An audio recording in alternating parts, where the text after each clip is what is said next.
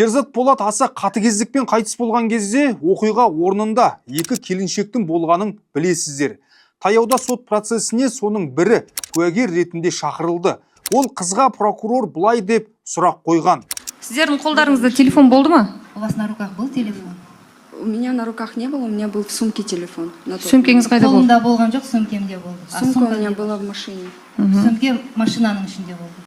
Жедел жәрдем полицияға хабарласа алмадық. Телефон сөмкеде болды, ал сөмке көлікте деді келіншек. Алайда бұл жалған ақпарат. Қылмыс күні таспаланған бейне бақылау камерасына зер салайық.